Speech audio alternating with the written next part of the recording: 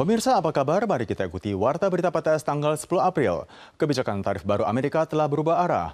Pada pagi hari ini, Trump mengumumkan bahwa penerapan tarif resiprokal pada 75 negara akan ditangguhkan selama 90 hari. Selama periode ini, hanya akan menerapkan tarif resiprokal 10%. Namun tarif yang dikenakan kepada Tiongkok akan segera ditingkatkan menjadi 125%.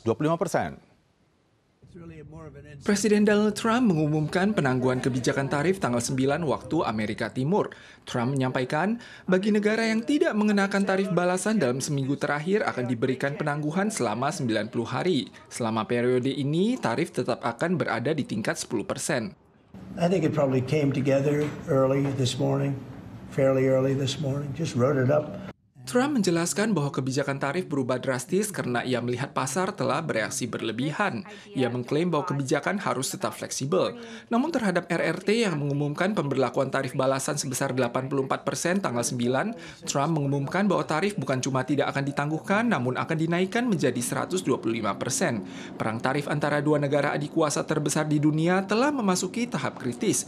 CNN menganalisis, Departemen Keuangan Amerika khawatir bahwa pasar obligasi pemerintah Amerika menunjukkan tanda-tanda bermasalah, sehingga mendorong Trump mengumumkan penangguhan tersebut. 4 indeks saham utama Amerika melonjak seiring perubahan arah kebijakan tarif Donald Trump. Tanggal 10, indeks terimbang Bursa Efek Taiwan melonjak, naik sebesar 1.630 poin pada pembukaan, menjadi kenaikan terbesar dalam sejarah Bursa Efek Taiwan. Lebih dari 1.000 perusahaan terdaftar langsung menghentikan transaksi sahamnya. Sentimen investor berfluktuasi bagaikan naik wahana kereta luncur. Meskipun Trump mengumumkan penangguhan tarif resiprokal selama 90 hari, masih ada ketidakpastian besar di masa mendatang. Negara-negara di kawasan Asia Tenggara masih dalam keadaan waspada skala tinggi. Malaysia yang kini menjadi ketua ASEAN tahun ini mengklaim akan memimpin Asia Tenggara dan terus berupaya keras untuk mendapatkan ruang negosiasi secara kolektif. Amerika kembali melancarkan perang tarif. Asia Tenggara menjadi kawasan yang paling terimbas. Dari 10 negara yang semula dikenakan tarif tinggi, 4 diantaranya berasal dari Asia Tenggara, termasuk Kamboja, Vietnam, Laos, dan Myanmar. Sedangkan Indonesia dikenakan tarif sebesar 32%. Sebagai ketua ASEAN tahun ini, Malaysia akan memimpin negosiasi dengan Amerika dengan harapan dapat memperkuat posisi tawar-menawar lewat kekuatan kolektif ASEAN. Malaysia as ASEAN chair will continue to coordinate efforts to present a united regional front. Kebijakan tarif Trump sebenarnya memaksa negara-negara untuk kembali ke meja perundingan. Tinggi rendahnya tarif real pada akhirnya bergantung pada strategi negosiasi setiap negara. 虽然短期内我们还是需要依赖美国这个市场，但长期来看，各个国家会去寻找比较稳定的市场。如果中国可以展现出区域合作的领头羊，东南亚国家可能考虑就是跟中国走得近一些。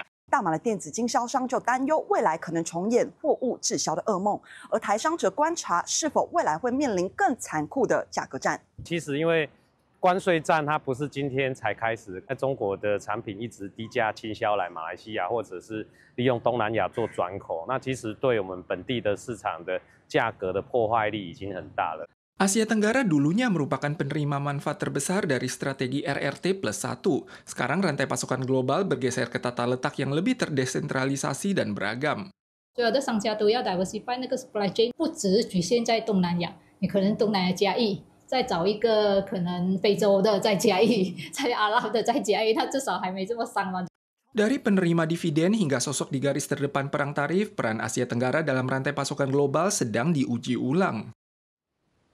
Sehubungan dengan pengaruh front awan yang bertiup menuju selatan, pihak Jawa mengeluarkan peringatan hujan lebat yang akan terjadi di Taipei, New Taipei, Taoyuan, total 7 kabupaten dan kota lainnya. Hujan lebat tersebut juga telah menyebabkan rel kereta yang ada di Taoyuan terendam air, di mana telah menyebabkan putusnya hubungan jalur kereta setempat yang berlangsung selama 40 menit. Bahkan diberitakan ada seorang pekerja yang terhempas air saat berada di gorong-gorong.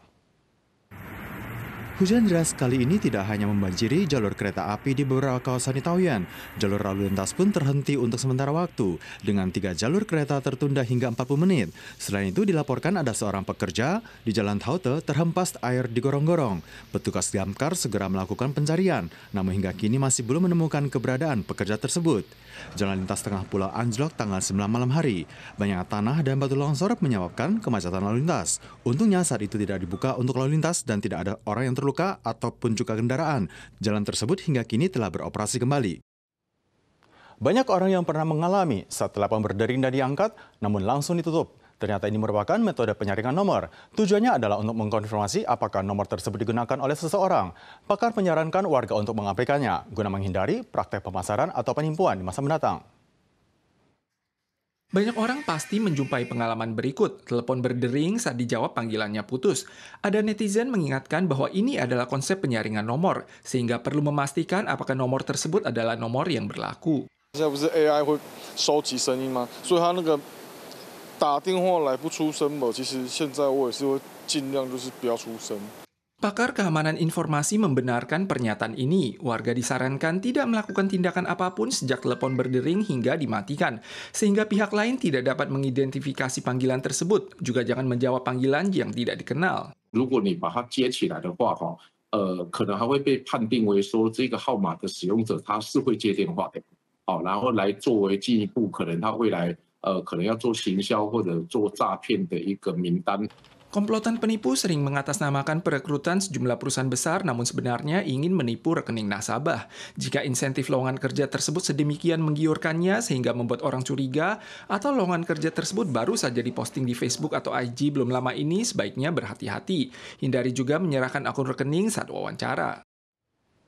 Akibat faktor iklim, musim produksi nanas berlian emas yang terkenal dari Kuanmiao, Tainan telah tertunda. Kini persediaan dalam pasar sangat terbatas, sementara permintaan meningkat. Seiring dengan banyaknya warga yang berebut, harga produk juga menukik, mencapai $30 Taiwan per kilogram, dan mencatat rekor harga tertinggi baru pada periode yang sama sejak epidemi SARS 22 tahun yang lalu.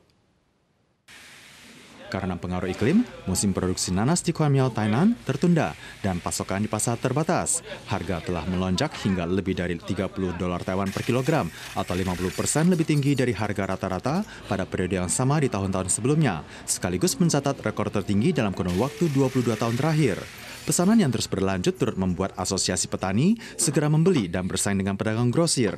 Asosiasi Petani menyatakan bahwa luas areal budidaya nanas Kuanmiao melebihi 500 hektar dan kualitas panen saat ini sangat baik. Saat cuaca berangsur-angsur menjadi lebih panas, nanas akan menjadi lebih manis. Para pemirsa sekalian, sekian Warta Berita PTS. Selanjutnya mari kita saksikan kucing bakau di Amerika Serikat. Kita sual lagi di lain kesempatan. Tentu saja dalam waktu dan acara yang sama. Sampai jumpa.